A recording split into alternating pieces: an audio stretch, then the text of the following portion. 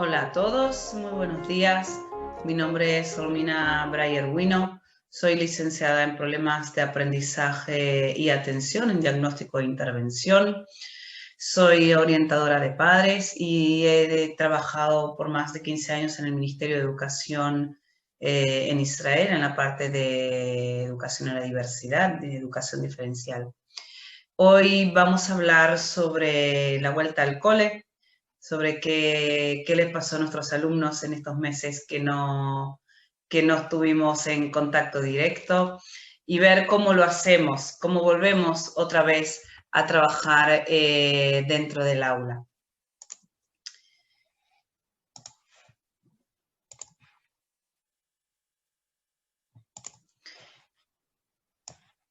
Voy a compartirles. Ok. Vamos a hablar sobre qué pasó durante estos meses que no estuvimos en el aula y vamos a hablar sobre cómo las neurociencias vienen a ayudarnos a hacer un buen desempeño dentro del aula. Este curso hemos recibido a nuestros alumnos después de estar un largo periodo en casa, muchos meses en casa, muchas horas frente a las pantallas, mucho más de la que tenían antes de la pandemia, muy pocas horas de relaciones sociales, unas relaciones que se vieron alteradas de manera significativa y que afectaron a algunos a seguir desarrollando sus capacidades, sus habilidades sociales, menos límites o límites menos estables, muchas de las cosas que no se nos estaban permitidos durante un curso lectivo, durante los meses que estudiamos desde casa, fueron permitidos, y un poco de abandono de hábitos, hábitos de conducta, hábitos de trabajo, todo lo que era antes muy medido, de terminar el cole, volver a casa, merendar, deberes extraescolares, se vio un poco abandonado, un poco de que con esos límites de que podemos hacer más cosas o menos cosas, o que si no cumplimos con todo tampoco pasa nada. Y con toda esta situación, con todo este nuevo comienzo, nosotros tenemos que volver al aula, tenemos que volver a estudiar, tenemos que volver a conectar con nuestros alumnos, y hay unas preguntas de cómo volvemos al aula, cómo hacemos para volver a captar su atención luego de haber estado con la tecnología, recibiendo información de modo inmediato, con estímulos visuales, sonoros. ¿Cómo volvemos a captar esa atención dentro del aula? ¿Cómo podemos motivarlos a volver a estudiar, a volver a la rutina? ¿Y cómo hacer que el aprendizaje sea un aprendizaje significativo? Para todo esto, la neurodidáctica, las neurociencias vienen a ayudarnos. La neurociencia es el campo donde se encuentra la neurodidáctica, donde se encuentran las neurociencias, la psicología y la pedagogía. La neurociencia nos viene a mostrar, nos viene a enseñar cómo el cerebro funciona, nos enseña que el cerebro atiende y procesa de una manera mucho más rápida y de una manera mucho más significativa cuando nuestro alumno es un alumno activo, es un alumno involucrado. Nos habla también de cómo se desarrolla el cerebro de un niño de primero de primaria y la diferencia que tiene en el cerebro de un niño de tercero o cuarto de la ESO. Luego, el otro campo que entra dentro de la neurodidáctica es la psicología, que nos habla sobre la importancia de las emociones dentro del aula. Las emociones son el motor del aprendizaje. Por medio de las emociones nosotros podemos involucrarnos y involucrar a los alumnos a tener un aprendizaje mucho más significativo, a potenciar a nuestros alumnos, a verbalizar momentos buenos, momentos menos buenos. Y la neurodidáctica nos viene a decir cómo lo hacemos adentro del aula, cómo motivamos a nuestros alumnos, cómo trabajamos para tener unos alumnos que sean más autónomos, que sean más, que estén más interesados dentro dentro del aprendizaje.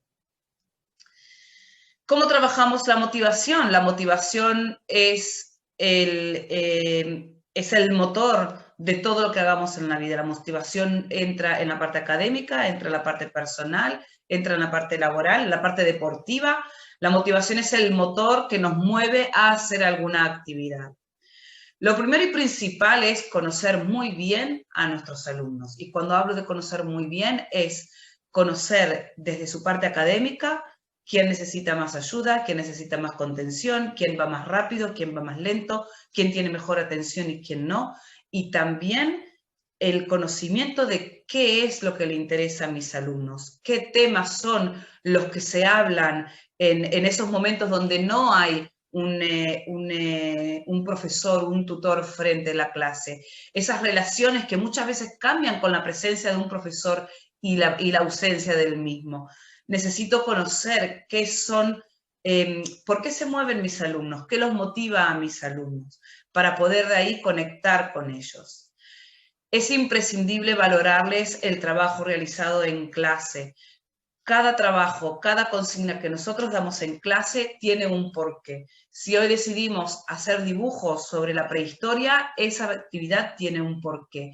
Y ellos deben saber el porqué de esa actividad y se les debe valorar hacer cada actividad que damos en nuestra clase, sea pintar, bailar, hacer una representación, escribir un resumen, hacer un examen. Cada actividad que traemos al aula tiene un porqué y cada actividad que el alumno realiza debe ser valorada. Si creemos que es importante realizar esa actividad en el aula, debemos darle esa valoración al trabajo realizado a nuestros alumnos. Y esto implica el dedicar tiempo para hacer un cierre correcto de cada actividad. Muchas veces por cuestiones logísticas, se termina la clase, recogemos y nos vamos, y queda una actividad como que, bueno, hoy pintamos, hoy hicimos autoconsignas, pero queda como eso, como una simple actividad.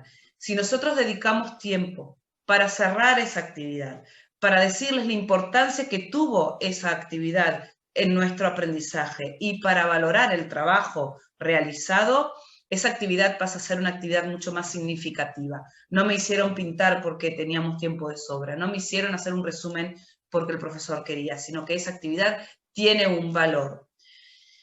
Y junto con eso es el elogiar el buen trabajo realizado de aquellos alumnos que nosotros vemos que se involucran en el aprendizaje, aquellos alumnos que vemos que tienen una participación activa dentro de clase. El elogiar el buen trabajo tiene muchas veces un efecto dominó. Todas las personas, tanto niños como adultos, nos gusta ser elogiados, nos gusta que se vea, que verbalicen nuestro trabajo, que sea expuesto ante otros y que nos hablen de lo bien que lo hicimos. Si empezamos a elogiar el buen trabajo, los buenos resultados que tenemos dentro del aula, vamos a tener muchos más alumnos dedicados para recibir ese elogio también, esa buena palabra del profesor. Desarrollar el pensamiento crítico y creativo es imprescindible para la motivación dentro del aula. Si hoy en día hablamos de lo difícil que es que los alumnos utilicen las mascarillas dentro del aula, si nosotros vamos con estas son las reglas y estos son los castigos, más en adolescentes, sin desarrollar el pensamiento crítico, sin hacer un debate de por qué la importancia de la utilización de la mascarilla, sin que ellos emitan sus pensamientos, de enseñarles a ser críticos ante distintas situaciones, y así los vamos a poder como tener más a nuestro lado en el momento de tomar esas decisiones. Despertar la curiosidad. Hoy en día es tan fácil querer saber algo, entrar en Google, mirarlo, tener todas las respuestas y más allá de lo que queríamos, y nosotros debemos competir con esa facilidad que hay hoy en día de tener todo al alcance de uno. Debemos despertar la curiosidad, a lo mejor de saber en qué vamos a trabajar y que quede el cómo lo vamos a trabajar, que sea algo curioso de cómo vamos a trabajar hoy las mates. Hoy va a ser por medio de juegos, hoy van a ser con plantillas, hoy va a ser de que vamos a trabajar en grupo, el qué, que lo sepamos, y dejar el cómo a que cada clase tenga algo distinto, tenga una metodología distinta. Y utilizar las TIC. Las generaciones, o nosotros tratamos hoy en día con generaciones tecnológicas. En muchas de las situaciones, en muchos casos, los niños van por delante nuestro. Nosotros debemos estar ahí utilizando las TIC, metiéndolas dentro de nuestra planificación para conseguir esa motivación, esa conexión con nuestros alumnos.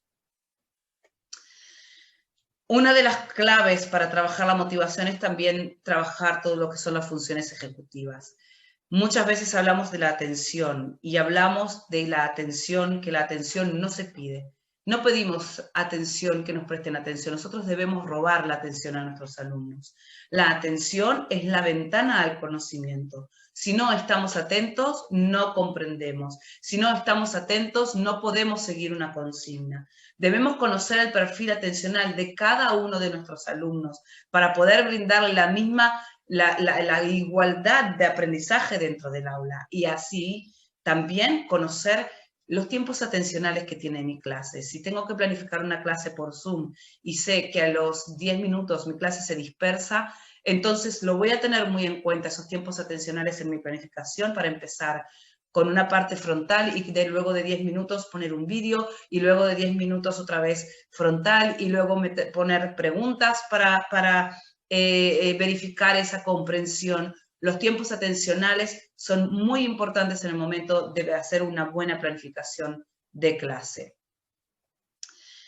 Podemos también trabajar la atención, podemos empezar esas clases haciendo estimulando la atención, juegos por medio que necesitamos prestar atención, algún vídeo que tenga algo que tengamos que captar por medio de la atención, formular preguntas, mantenernos en movimiento, el trabajo en equipo fomenta mucho la atención, el romper el discurso, el estar hablando en una clase frontal y poner otro tipo de metodologías de trabajo en el medio, cambiar de trabajo individual a trabajo en pareja, de trabajo en pareja a trabajo en grupo, otra vez vuelta a trabajo individual.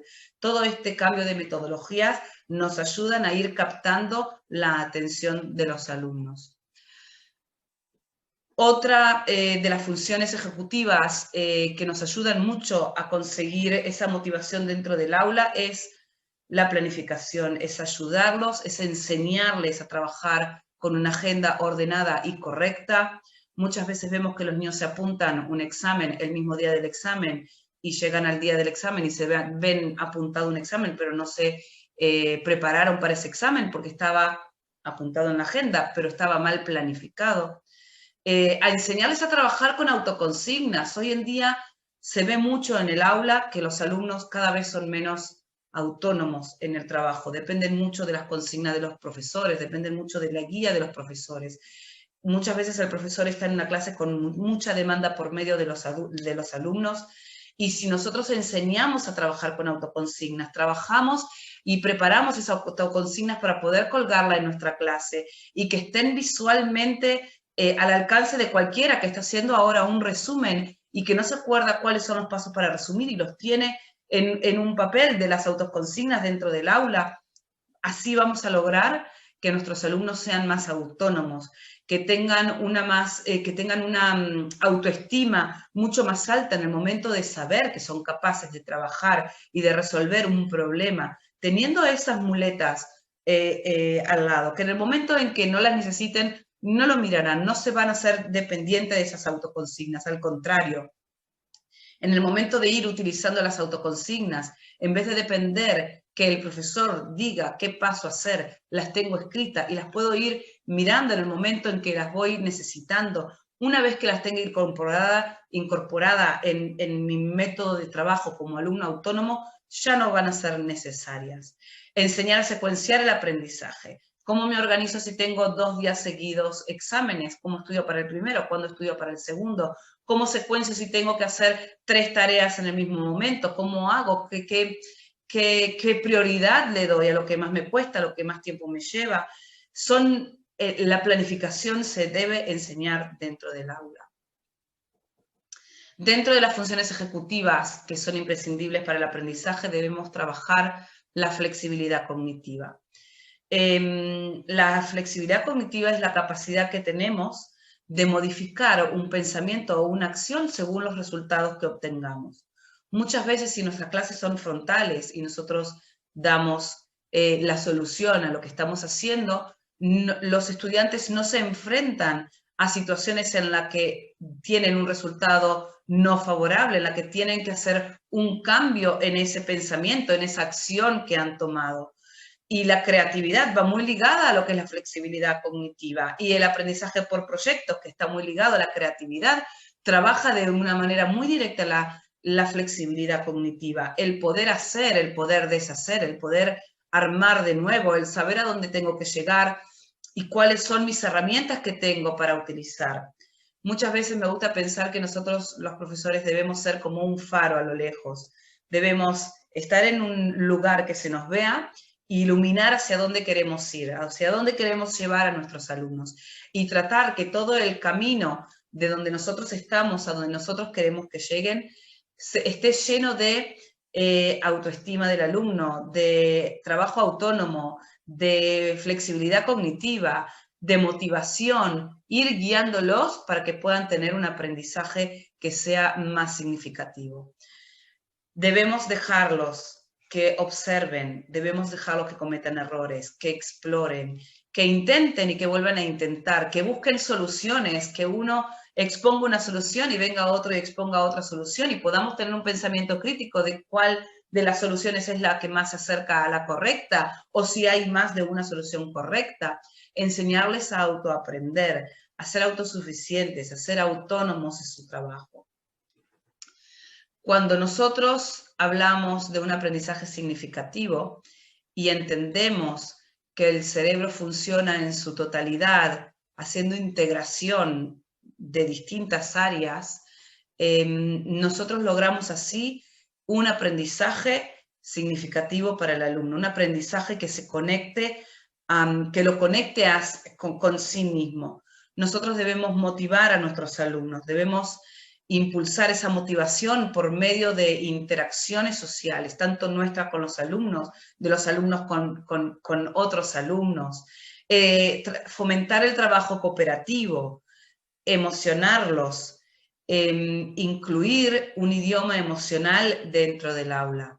Si nosotros trabajamos planificando, poniendo distintas metodologías de trabajo, haciendo que nuestro aprendizaje dentro del aula sea un aprendizaje significativo para los alumnos, valorando su esfuerzo, elogiando aquellas situaciones en las que vimos una buena predisposición del alumno, más allá de los resultados. Si los enseñamos a ser críticos sobre determinadas situaciones, si les enseñamos a mantener un debate, basándonos en el respeto y en las diferencias que podemos tener entre los alumnos, vamos a lograr poder tener un aula con una motivación mucho más alta y llegar así a que el aprendizaje sea más significativo para nuestros alumnos.